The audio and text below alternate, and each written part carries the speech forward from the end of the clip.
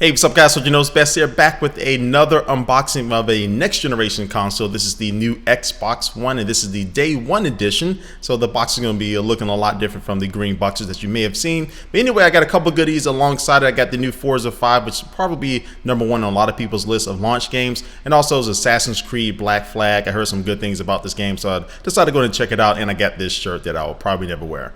But maybe if I'm painting or something. But anyway, I'm going to set that stuff to the side and take a look at the actual box again. This is the day one edition, so you'll see some things on the controller and some other things that make it kind of unique to itself. But I'm going to get inside of this tape here with my trusty unboxing knife and go ahead and lift up this lid and see what we have inside of this very big box, a lot bigger than the PS4 box, because it has a lot more stuff than the PS4, which may be a good thing or a bad thing, depending on how you look at it. But anyway, we have all this different documentation. On the back of these are different codes you can redeem for Xbox Live and some other stuff I didn't show you, so you wouldn't take it away from me. I know somebody would before I can actually play the system. And then we have the included headset, which is a lot nicer than the one that came with the Xbox 360, so you can do some multiplayer chat. And also they have different buttons for the mute and turning the volume up and down. So this can be great for Skype calls or anything else you probably want to be using it for. And then now we have some cables there. This cable right here is actually for the huge power brick, the power stone, or whatever you want to call it. This is a pretty big thing that's going to be hopefully sitting behind your entertainment console, out of the way, but it's kind of huge. And if you take a look at the one that the PS4 came with, you can see there's a slight difference with it because the PS4, their actual power source is actually internal, so it's not going to be taking any more space in your living room. But again, more than likely you're not going to ever see this power brick once you set it up for the first time, so I don't think it's that big of a deal. But next up we have the new controller, which has been fine-tuned. There's a lot of different tweaks that Microsoft did to it, and I'll cover some of those things in another video. But it's a pretty nice looking controller, and when I actually put it in my hands and acted and like I was simulating gaming, it had a nice little grip to it, nice feel to it. But there were a couple things that I didn't like about it, and I'll cover that in another video. But now the last cable is going to be the HDMI cable, and next up is going to be the new Connect 2.0. This is the main reason why the Xbox One costs $100 more than the PS4, but this Connect is way better than the first generation. It's going to be able to, kind of read your bone structure a little bit more and just read all the pigmentation in your face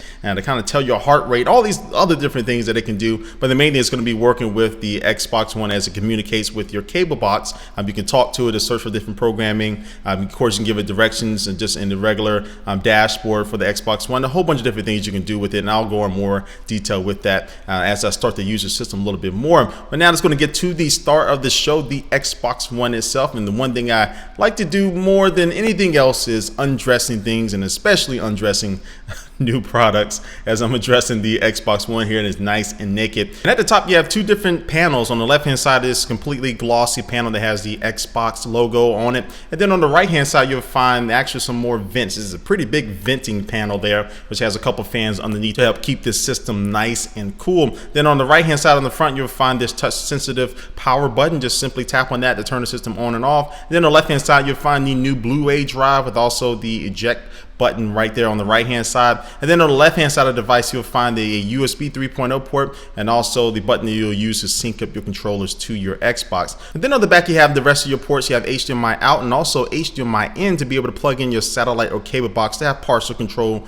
over your TV. And also you have optical, a couple more USB 3.0 ports, your Connect port, and then to the right of that you'll find your IR and also your Ethernet port. And then the last thing I want to do is a quick side-by-side, actually this is an on top-by-top, I guess, comparison between the PS4 and the Xbox One. Now it's easy to see that the PS4 has an overall smaller profile, but it is longer from the front to the back, but it does have the advantage to be able to sit upright. So depending on your entertainment setup, you can actually sit it upright and can take up less space in your certain situation. But for me, I know I'm probably not going to move this Xbox One ever unless I actually move places. So I'm not really too turned off by the way it looks and the size of it. Now that could be different from others, but I think overall this Xbox One is a decent looking system. It's pretty big, has the power brick, has a lot of stuff going with it, but I think it has some potential to be a good system overall, and I'm going to be testing that out. So stay tuned for more videos about this Xbox One and also my full review of it. So make sure you do subscribe to my channel if you're not already subscribed, and